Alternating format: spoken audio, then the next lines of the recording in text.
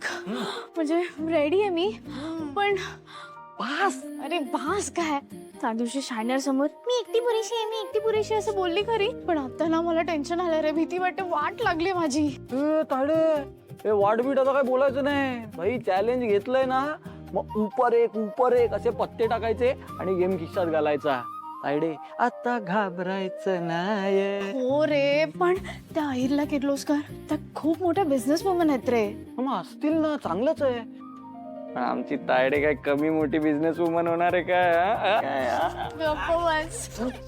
सगळं तयार आहे तू रेडी आहेस एकदा फायनल चेक करून घे ओके दादा मी रेडी आहे आणि सगळ्यात महत्वाचं घाबरू नकोस थँक्यू दादा तू साईड वरती थांबशील हा? सर मॅक ए सर मॅक ते आलेत कोणते हो ते आलेत अबे ते कोण दॅट इज दॅट डिस्ट्रीब्युटर हा सर ते आले That is that. That is that.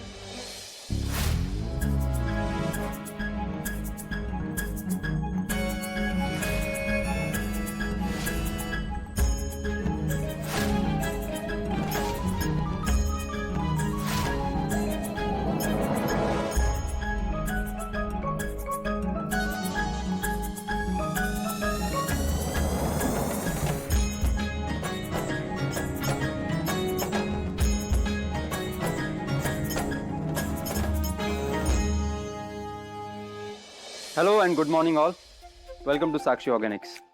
As we all know, this is our first ever distributors meet and we are thrilled to welcome our esteemed guest today. Taking the opportunity, I would like to share how excited we are about the launch Of our new product. We sincerely hope you find it as interesting and promising as we do. We are confident that this product has incredible market potential and we are truly eager to hear your thoughts and feedback. अरे यार ह्या शायनरला पण English मध्ये सुरुवात करायची काय गरज होती So let's move on to the presentation. We believe in empowering our clients, our team and our talent. So please join me in welcoming Ms. Sarvari Parab to present the product to you all. Miss Sharvari Parab.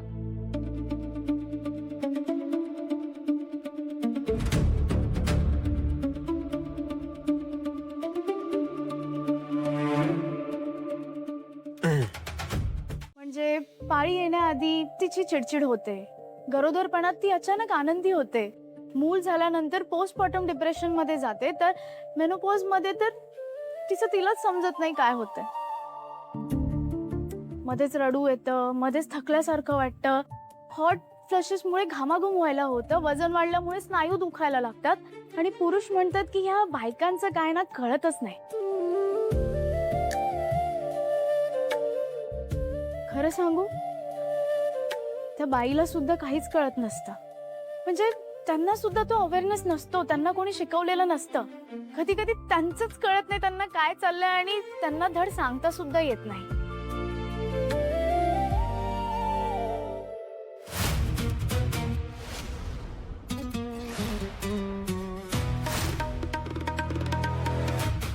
Good morning ma'am. Good A Partey आई कशी आहे operation झालं का हो आता व्यवस्थित आहे ma'am पण तुम्ही आज इकडे अरे खालच्या फ्लोअरवर रेस्टॉरंट ओपन होतं आपलं काही मीटिंग्स होत्या सगळ्या स्टाफला बोलवलं होतं एक झाली एक कॉन्ट्रॅक्टर ट्रॅफिक अहिल्या किर्लोस्करची कॉन्फरन्स चालू आहे ना हो कुठे एक की दोन मध्ये एक मध्ये या ना मॅम प्लीज. तू चल मी अभ्यास म्हणून सांगते 1993 पर्यंत स्त्रियांच्या आजारावरच्या औषधाचं टेस्टिंग पुरुषांवरती केलं जात होतं आणि 1993 नंतर ते स्त्रियांवरती होऊ लागलं आजही पुरुषांचा मेडिकल इन्शुरन्स जास्त काढला जातो त्याच्या 1/3 सुद्धा स्त्रियांचा काढला जात नाही कारण स्त्रीचं आरोग्य हे तितकं महत्वाचं समजलं जात नाही आणि हे आपल्या घरात सुद्धा बघून समजून येतं म्हणजे बघा ना जर घरी शिळं अन्न उरलं तर ते कोणी खायचं तर घरच्या बाईने आणि अन्न उरलंच नाही तर मग तिने कसं तरी काहीतरी करून तिचं पोट भरायचं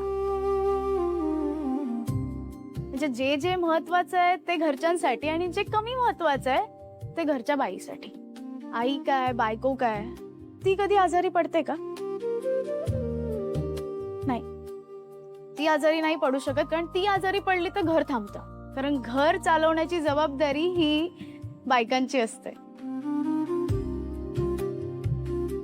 मला सांगा, आपल्यापैकी कोणी असं मनापासून शेवटचं विचारलंय त्यांना की काय ग आई, तुला त्रास होतोय का? काय ग, तुला बरं वाटत नाहीये का? की फक्त आपलं हिची तर नुसती चिडचिडच असते, हिला तर नेहमी बरंच वाटत नाही, असा आपला शेरा मारलाय? कधी स्वतःहून मनापासून तिची चौकशी केली? आईच्या आणि बायकोच्या तब्येतीची खरोखरच मनापासून काळजी वाटत असेल ना, तर तिला नेऊन द्या ही अमृतधारा. आपल्यासाठी 12 महिने 24 तास राबणाऱ्या आईची जर काळजी वाटत असेल ना, तर तिला द्या ही अमृतधारा.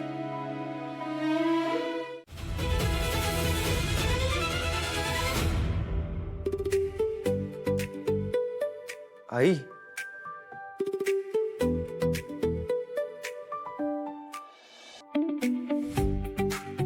हॅलो अहिल्या. हॅलो तेजस्विनी, बरं झालं तुम्ही आलात. हो. तू इथे कशी काय? का यायला नको होतं? अरे नाही, बरं झालं तुम्ही आलात, ते त्यानिमित्ताने आपली भेट झाली. अहिल्या मॅम, तुम्हाला काय बोलायचं असेल, काय विचारायचं असेल तर तुम्ही अजून विचारू शकता. नाही नाही, मी मगाशी बोलले आणि मी फार बोलावं तीही जागा नाही. मला तुम्हाला सगळ्यांना फक्त एवढंच सांगायचंय की माझ्याकडून तुम्हाला खूप खूप शुभेच्छा.